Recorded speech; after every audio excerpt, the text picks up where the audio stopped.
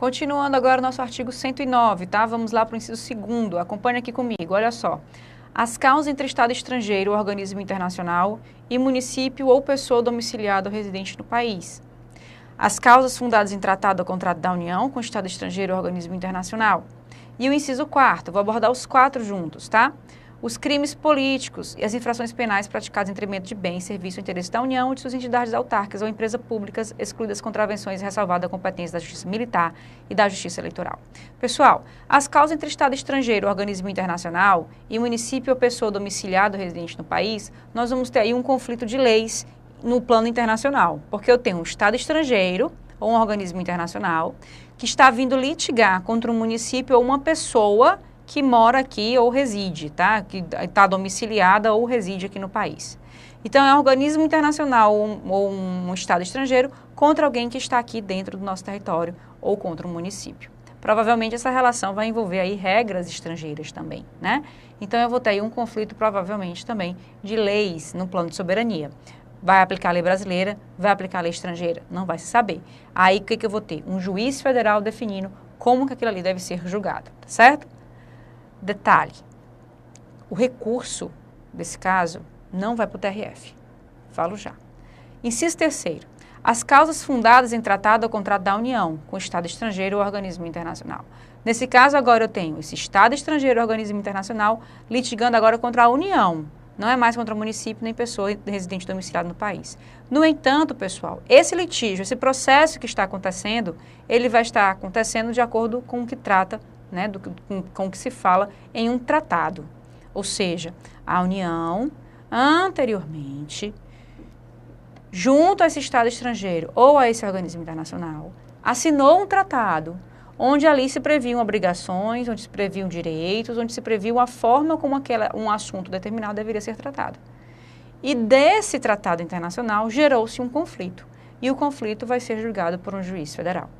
Nesse caso, muito embora tenha um organismo internacional, Estado estrangeiro de um lado, e a União do outro, como se versa, como se apoia dentro de um tratado internacional, isso aqui vai ser julgado junto ao juiz federal, e o recurso é para o TRF.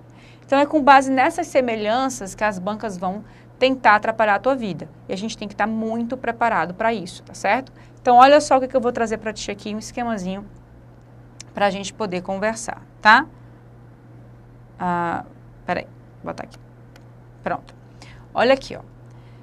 Se eu tiver um organismo internacional ou um Estado estrangeiro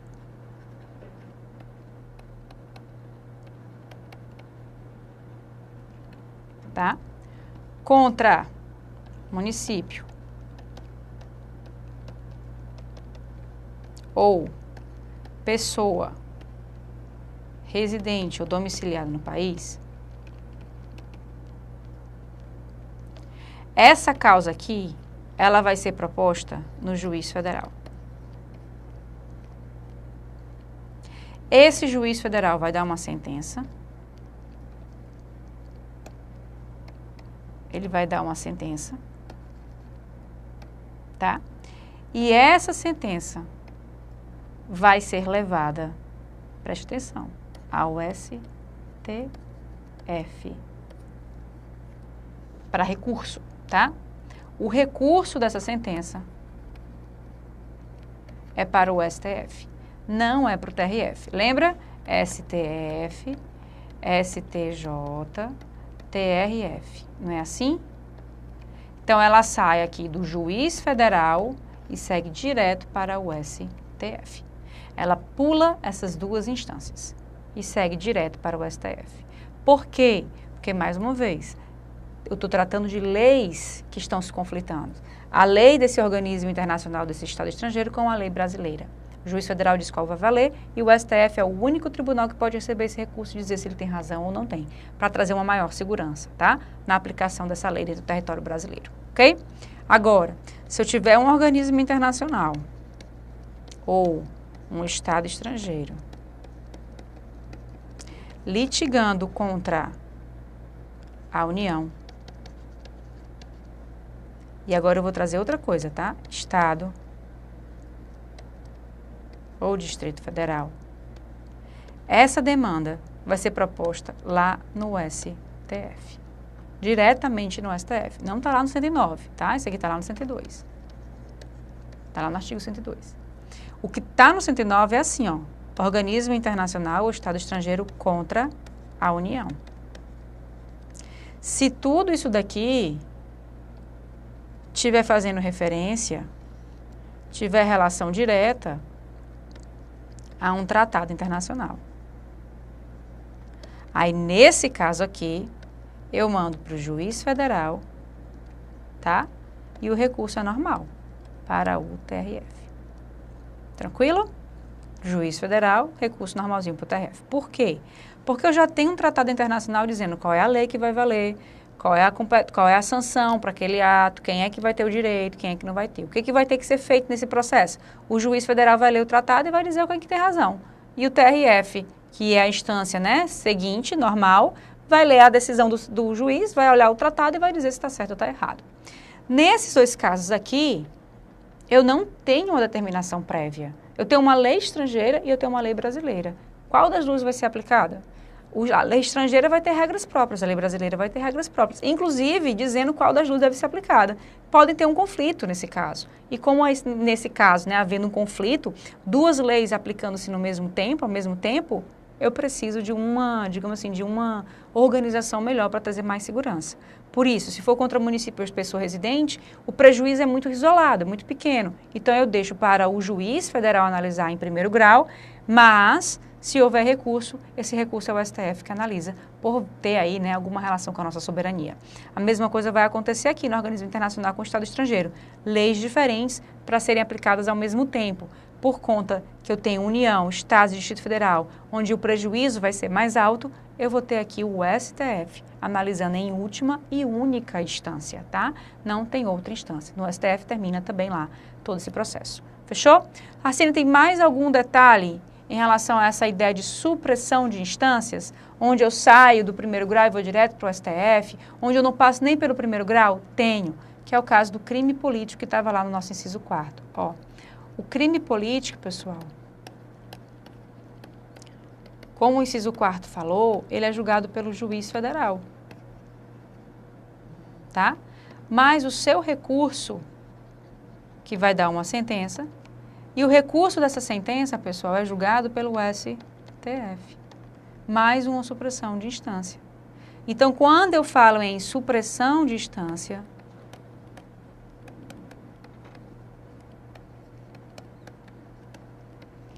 é porque eu não estou seguindo essa regrinha aqui, ó, normal, primeiro grau, segundo grau e grau especial.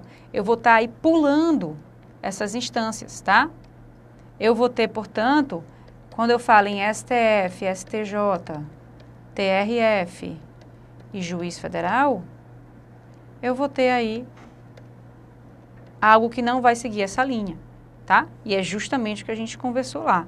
Nosso inciso 1º, nosso inciso 2º, o inciso, aquela parte que fala lá do organismo, né, internacional ou Estado estrangeiro contra a União, Estados e Distrito Federal, e o crime político.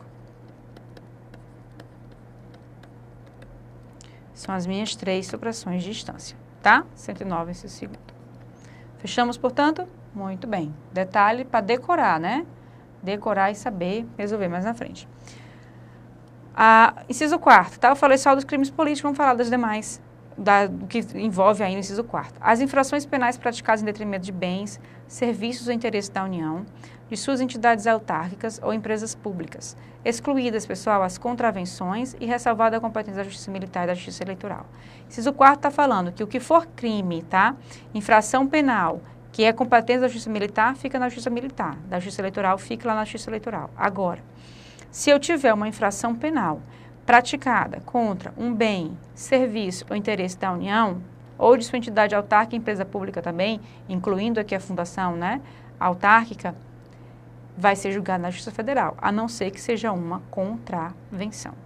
Ou seja, infração penal contra bem, serviço, interesse da União, empresa pública, autarquia e fundação autárquica federal.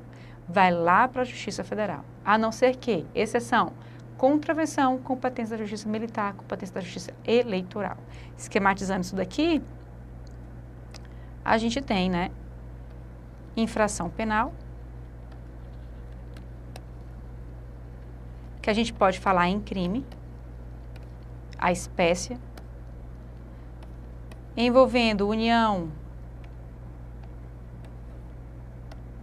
empresa pública, autarquia e autarquia fundacional, vai ser julgado no juiz federal. E qual é a minha exceção? A minha exceção é justamente as contravenções. O que for da justiça militar e o que for da justiça eleitoral. Ok? Sai, portanto, aí as contravenções da justiça eleitoral, da justiça militar, da justiça federal e as minhas contravenções vão ser julgadas na justiça estadual. Em regra, em um juizado especial estadual. Tá? Contravenção, portanto, vem para cá.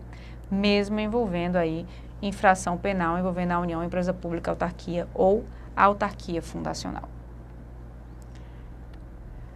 Inciso 5. Os crimes previstos em tratado ou convenção internacional, quando iniciada a execução no país, o resultado tem o dever de ter ocorrido no estrangeiro ou reciprocamente. Crimes previstos em tratado ou convenção internacional, pessoal, é um crime onde o Brasil já se comprometeu em puni-lo ou já tipificou aquele ato como crime, juntamente com outros países, né? Então, não é qualquer crime que foi cometido lá fora. É um crime que foi cometido aqui dentro, terminou lá fora, foi cometido lá fora, terminou aqui dentro, mas que o Brasil já tenha tido algum reconhecimento, né, desse combate ou dessa tipificação em um tratado ou convenção internacional, tá? E aí não importa se a execução começou no país, no Brasil, ou começou lá fora. O importante é que envolva o Brasil de alguma forma, como início ou como fim, né? Como início da atividade ou como resultado da atividade. Inciso 5A. As causas relativas a direitos humanos a que se refere o parágrafo 5º deste artigo. Vou analisar o 5A quando estiver analisando o parágrafo 5º, tá? Pula aí o 5A, portanto, vamos aqui para o 6º. Os crimes contra a organização do trabalho e, nos casos determinados por lei, contra o sistema financeiro e a ordem econômico-financeiro. Então, vejam só, não vão ser todos os crimes contra o sistema financeiro e a ordem econômica e financeira que serão da Justiça Federal. Pode alguns serem da Justiça Estadual, só serão da Justiça Federal quando determinados por lei, ok? Muito bem. Os crimes contra a organização do trabalho é qualquer crime contra a organização do trabalho. Tem um capítulo próprio para ele, lá no nosso Código Penal. Inclusive, reduzir uma pessoa à condição análoga de escravo. Esse crime é um crime federal e ele vai ser julgado na Justiça Federal. A CNE mais erra contra a organização do trabalho. Por que não fica lá na Justiça Trabalhista? Porque, como eu já falei para você, a Justiça Trabalhista ela não tem competência criminal. Ela não julga ação penal nenhuma contra seu ninguém, tá certo? Não tem competência criminal. Inciso 7º. O habeas corpus em matéria criminal de sua competência ou quando o constrangimento provier de autoridade cujos atos não estejam diretamente sujeitos a outra jurisdição. Ou seja, os habeas corpus em matéria criminal da competência da Justiça Federal, tá, que deva ser analisado pela própria Justiça Federal de primeiro grau, ou quando o constrangimento provier de autoridade que não esteja submetida a nenhum outro tribunal. Então, tudo aquilo que é do juiz federal e aquilo que não for de tribunal fica, portanto, no caso de habeas corpus, tá, no juiz federal. Mandado de segurança e o habeas data contra ato de autoridade federal, excetuados os casos de competência de tribunais federais.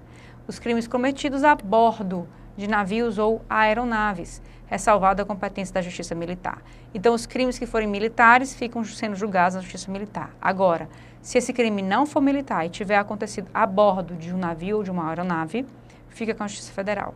E aí, pessoal, eu vou ter que ser bem clara com vocês, jurisprudência do STF. O STF entende que a bordo é embarcado, no avião ou no navio. Não precisa estar viajando, não precisa estar navegando, não precisa estar voando. Basta que esteja dentro do navio ou da aeronave, tá certo? Crimes cometidos a bordo, portanto, você pode colocar aí como sinônimo dentro de um navio ou aeronave. Que esteja parada ou que esteja em movimento. Inciso 10. Os crimes de ingresso ou permanência irregular de estrangeiro, a execução de carta rogatória após o exequatur e de sentença estrangeira após a homologação e as causas referentes à nacionalidade, inclusive a respectiva opção e a naturalização. Então, quando a gente for ver ainda, que nós ainda vamos ver o artigo 5º dos direitos fundamentais, inclusive os direitos de nacionalidade, nós temos ali a opção de nacionalidade, onde aquele morou fora, né, durante muito tempo, que nasceu lá fora, não foi registrado, veio para o Brasil e após 18 anos, opta pela nacionalidade brasileira, ele faz isso perante o juiz federal. A mesma coisa daquele que já mora aqui há mais de algum tempo, cumpre os requisitos legais para pedir a sua naturalização. Ele também vai fazer esse pedido perante o juiz federal, tá? Outra coisa que o juiz federal faz é a execução de uma carta rogatória e o exequatur de uma sentença estrangeira. Essa competência do inciso 10, pessoal, ela era antigamente do STJ, tá? Essa, na verdade não, né? Ela continua ainda do STJ, ela era antigamente do STF, tá? Hoje, a carta rogatória, a análise, a execução dessa carta rogatória é feita pelo STJ. E essa sentença estrangeira é analisada também pelo STJ. Antigamente, essa carta rogatória, essa sentença estrangeira, eram analisadas pelo STF. Outra matériazinha que cai bastante em concurso, tá? Hoje, a carta rogatória e a sentença estrangeira são analisadas pelo STJ. Quem cumpre a carta rogatória e quem cumpre a sentença estrangeira é o juiz federal. Então, veja que o juiz federal está dialogando diretamente com o STJ nesses casos. Ele vai estar analisando, portanto, o que o STJ determinou que ele fizesse e o STJ vai estar analisando, portanto, a carta rogatória e a sentença estrangeira. O juiz federal fica com o braçal, com o colocar em prática, e o STJ fica apenas com a análise legal daquela carta rogatória, daquela sentença estrangeira. Arsênio, o que é uma sentença estrangeira? É uma sentença dada por um juiz estrangeiro, que tem que ser cumprida no Brasil. O STJ vai olhar e vai ver se aquilo que o juiz estrangeiro, né, determinou em sentença, se o Brasil acata aquilo ali, se está de acordo com o nosso ordenamento jurídico, se está de acordo também com a moral, com os bons costumes. Se tiver tudo direitinho, aí o STJ vai falar, ó, o juiz federal pode executar. Se não tiver, o STJ barra ali, não chega nem no juiz federal, tá? A mesma coisa vai acontecer com a carta rogatória. A carta rogatória, pessoal, é uma carta de ordem. Da mesma forma como a gente tem a carta precatória de um juiz para outro juiz, de comarcas distintas, de jurisdição distinta, nós temos a carta rogatória, que é uma ordem praticada por um juiz estrangeiro para ser cumprida por um juiz brasileiro. Carta, portanto, de ordem de um juiz estrangeiro para um juiz brasileiro. Essa ordem que o juiz estrangeiro deu ao Brasil, ela tem que ser vista primeiramente pelo STJ. Se está de acordo com a lei brasileira, se a lei brasileira comporta aquele tipo de determinação, aquele tipo de ato, né? Se está de acordo com as morais, com os bons costumes e tudo mais. O STJ analisa, se tiver tudo ok, ele manda para o juiz federal poder cumprir essa carta rogatória. Entendemos? Então, carta rogatória e sentença estrangeira é executada, elas são colocadas em práticas materializadas por um juiz federal. Mas antes disso, a execução e o exequatur, tá? A homologação, né, da sentença estrangeira e o exequatur da carta rogatória tem que ter sido analisadas pelo STJ. Muito bem, outro temazinho está aqui no nosso inciso 11, a disputa sobre direitos indígenas. E aqui eu tenho que te fazer uma diferença entre direitos indígenas e direitos do índio. O índio é um ser detentor de direitos, e como ser detentor de direitos, ele vai ter vários tipos de direitos. Se ele trabalhar como empregado, ele vai ter direitos trabalhistas, ele vai ter direitos civis, ele vai ter direitos indígenas. Os direitos indígenas dizem respeito à sua natureza de índio, à sua tradição, aos seus costumes, aquela prática mesmo, né, aquela vida indígena, como a sua terra, enfim, tudo aquilo envolvendo realmente a natureza indígena daquele índio. Esses são os direitos indígenas. Apenas esses direitos dos índios é que são discutidos na Justiça Federal. Os direitos que não são indígenas, mas que continuam sendo do índio, vão ser discutidos nessas justiças competentes. Se for trabalhista, na trabalhista, se for eleitoral, na eleitoral, se for, né, estadual, na estadual. Detalhe, as bancas gostam muito de colocar caso prático envolvendo essa situação dos índios. E aí, olha só o que a OAB fez, foi a FGV, numa questão prática de uma prova de direito constitucional da OAB. Colocou um índio, pegando a mulher, pegou um branco, um homem branco, né, pegou a mulher traindo esse homem branco com um índio. E aí, homem branco sai correndo atrás de índio. Índio sai correndo, se esconde na tribo, dentro da sua oca. E homem branco entra na tribo, na oca e mata o índio. Entenderam? E aí, pessoal, competência de quem para julgar esse homicídio? Justiça Federal ou Justiça Estadual? A tua pergunta é, houve algum ato que violou um direito indígena? Não, porque até onde eu sei, né, chifre não diz respeito ao direito indígena. E nesse caso, o que o homem branco fez foi pegar índio, né, com mulher dele. E aí ele teve que matar o índio porque ficou com muita raiva. Homicídio normal, como todo outro homicídio, vai ser julgado aonde? Na Justiça Estadual. Júri Popular Estadual. Fechamos? Não sei se vocês lembram daquela repercussão do assassinato de um índio em Brasília, onde ele foi queimado numa parada de ônibus. Uma das pessoas que estavam envolvidas, ela falou, mas eu pensava que era um mendigo. Eu não sabia que era um índio. Aquilo ali repercutiu nacionalmente, colocando aquele rapaz como se estivesse numa situação de frieza, como se fosse mendigo, poderia. Mas, na verdade, pessoal, ali, né, o que se tentou fazer foi retirar da Justiça Federal.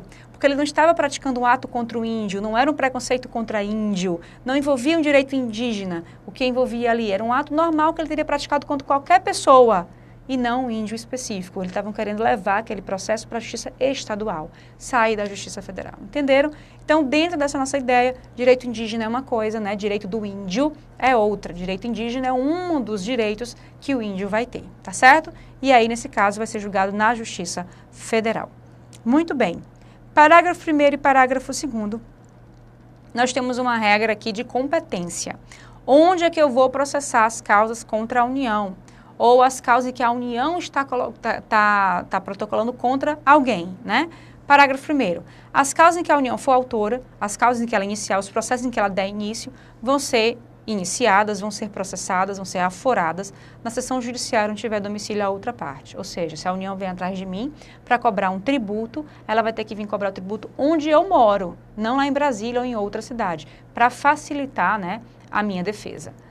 As causas intentadas contra a União poderão ser aforadas na seção judiciária em que for domiciliado o autor. Ou seja, se eu for cobrar algum crédito contra a União, eu posso cobrar no meu próprio domicílio, para facilitar aí o meu processo, né, a minha defesa. Ou então, podem ser aforadas naquela onde houver ocorrido o ato ou fato que deu origem à demanda, alguma lesão que eu sofri por algum servidor da União ou algum ato da União, eu posso propor lá onde foi que aconteceu o ato, tá, ou o fato, ou ainda onde esteja situada a coisa. Eu estou discutindo que aquilo ali é meu e a União está dizendo que é dela. Eu posso propor lá onde a coisa está sendo, né, onde ela se situa. Ou ainda, se optar, se for de conveniência, se for da minha conveniência, eu posso buscar também no Distrito Federal. Então, para a União propor uma causa, ela tem uma única regra no seu domicílio. Para você propor uma causa contra a União, você tem várias regras, várias opções, vai depender da situação, tá? Parágrafo 3º. Parágrafo 3º, ele vai falar de uma competência, pessoal, recursal. O juiz federal vai analisar aquelas causas na Justiça Federal de primeiro grau. O recurso de uma decisão do juiz federal, em regra, segue aquela instância superior que é o TRF, vai lá para o TRF. Tá? A gente viu que tem as exceções que vai direto para o STJ, mas a regra é que suba para o TRF. Isso, as decisões dadas por um juiz federal. O que o parágrafo 3º e o parágrafo 4º falam é de uma situação específica em um país como o nosso que ainda está organizando o seu poder judiciário. Quando a Constituição de 88 foi elaborada, nós tínhamos ainda uma situação muito precária da Justiça Federal. A Justiça Federal ela não estava em todas as comarcas e, por conta disso, ela precisava muitas vezes usar emprestada a Justiça Estadual, que, por ser mais antiga, já estava em todas as comarcas. Então, o que acontecia? Quando não havia um juiz federal numa comarca, eu poderia pedir para um juiz estadual fazer o julgamento daquela causa, ok? O que o parágrafo 3º fez foi reduzir essa possibilidade. E ele disse o seguinte, olha só, serão processados e julgados na Justiça Estadual, no fórum do domicílio dos segurados ou beneficiários, as causas em que forem parte de instituição de previdência social e segurado. Ou seja, vai ser processada na Justiça Federal as causas que versem sobre previdenciário, tá? E que não tiver um juiz federal para julgar lá no domicílio. Eu estou buscando um benefício previdenciário. Moro em uma cidade onde não tem juiz federal e aquele benefício tem que ser na Justiça Federal. Eu vou buscar um juiz estadual lá do meu domicílio, da minha comarca, para julgar aquele processo. Então vejam, pessoal, que tem uma situação específica. A matéria tem que dizer respeito ao direito previdenciário e tem que ter uma condição, não ter juiz federal responsável por aquela comarca. Nessa junção dessas duas situações, eu vou poder propor essa causa, que seria, né, inicialmente, a Justiça Federal, perante um juiz estadual, ok? Se a lei quiser trazer outras hipóteses, a lei pode trazer. Está aqui, ó, a Constituição autorizando que a lei traga, né, outras matérias. A Constituição trouxe uma única, que é a de previdenciário. Tranquilo? Muito bem. Parágrafo 4º. Na hipótese do parágrafo anterior, ou seja, quando versar sobre direito previdenciário e não tiver juiz federal para analisar, e for o juiz estadual que der a sentença, esse recurso da sentença do juiz estadual tem que ser proposto em um TRF. Assim não é no TJ? Não. Por quê? Porque a matéria é matéria federal. Só está junto de um juiz estadual porque não tinha um juiz federal lá na comarca. Mas como o TRF tem, né, para o Brasil inteiro, o recurso vai para o TRF, tá certo? Então, na hipótese do parágrafo anterior, o recurso cabível será sempre para o Tribunal Regional Federal na área da jurisdição do juiz de primeiro grau, ok? Para a gente terminar os parágrafos do artigo 109, nós temos que analisar aí o 5A, que eu fiquei de ver quando eu fosse ver o parágrafo 5º. Então, as causas relativas a direitos humanos, a que se refere o parágrafo 5º deste artigo. Essa redação do 5A já vai te dizer que não são todas as causas de direitos humanos, são apenas aquelas em que se refere o parágrafo 5º do artigo 109. E que causas são essas? Olha só, nas hipóteses de grave violação de direitos humanos, o Procurador-Geral da República, com a finalidade de assegurar o cumprimento de obrigações decorrentes de tratados internacionais de direitos humanos, dos quais o Brasil seja parte, poderá suscitar, perante o Superior Tribunal de Justiça, em qualquer fase do inquérito ou processo, incidente de deslocamento de competência para a Justiça Federal. O que é que nós estamos falando, pessoal? Do IDC. O que é isso? Incidente de deslocamento de competência. É um processo incidental que vai ser processado no STJ. E só tem uma pessoa que pode iniciar esse processo. É o Procurador-Geral da República. Onde ele vai analisar uma situação concreta, vai ver que teve uma violação grave a um direito humano, e não foi qualquer direito humano, foi um direito humano onde o Brasil já se comprometeu a proteger por um tratado internacional, e aí essa violação grave a esse direito humano precisa ser processado na Justiça Federal. Vejam, pessoal, que a violação tem que ser grave, que só quem pode propor esse IDC é o Procurador-Geral da República, e a finalidade disso daí, pessoal, é para assegurar o cumprimento de obrigações decorrentes de tratado internacional, do qual o Brasil seja parte, não é qualquer tratado internacional, tá? E isso aí vai tramitar no Superior Tribunal de Justiça. E esse pedido, pessoal, pode ser de deslocamento de inquérito ou de processo. Então, vamos lá esquematizar para a gente poder deixar isso aqui bem claro. Olha só, eu vou ter uma grave violação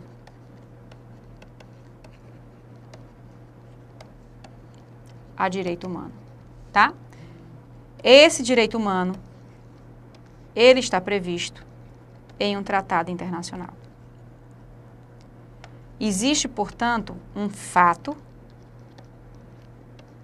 contra uma previsão de um tratado internacional. Esse fato, ele pode estar sendo investigado, ele pode ser objeto de um inquérito, como ele pode ser objeto de um processo. E, inicialmente, tá, para eu poder passar para a Justiça Federal, isso daqui, pessoal, é para estar correndo na Justiça Estadual ou na Justiça Trabalhista. Ou, eu não consigo pensar, né, numa situação, mas na Justiça Eleitoral, enfim. A regra é Justiça Estadual, tá? Mas eu não estou excepcionando. A regra é que seja Justiça Estadual. Muito bem. Na Justiça Estadual, eu tenho lá o meu juiz estadual para o processo ou a Polícia Civil para o inquérito. E, em contrapartida, eu tenho a Polícia Federal e eu tenho o meu juiz federal. O que o Procurador-Geral da República vai pedir ao STJ é que isso daqui que está a cargo da Polícia Civil e da Polícia Estadual e da Justiça Estadual seja levado para a Polícia Federal e para o Juiz Federal. Ok? Se for um inquérito, vai para a Polícia Federal. Se for um processo, vai para o Juiz Federal. Mas só quem pode pedir isso é o Procurador-Geral da República e ele só vai poder pedir isso ao STJ. Na tua prova vai vir Supremo Tribunal Federal. Porque as bancas, elas pensam que você vai se confundir, mas você não vai. Porque, olha só, a regra é a justiça estadual. E o juiz estadual, juntamente com o juiz federal, estão subordinados a um TJ e a um TRF. E essa subordinação é comum ao STJ. Então, não precisa ir para o STF. Basta eu pedir para o STJ para sair daqui e ser levado para lá. Ok? Ficou claro, portanto? Parágrafo 5º vai falar aqui do meu incidente de deslocamento de competência, tá? Estadual para a Justiça ou para a Polícia Federal. Fechamos, portanto, artigo 109 todo, tá? Bem mastigadinho para você com toda a jurisprudência necessária. Até já já.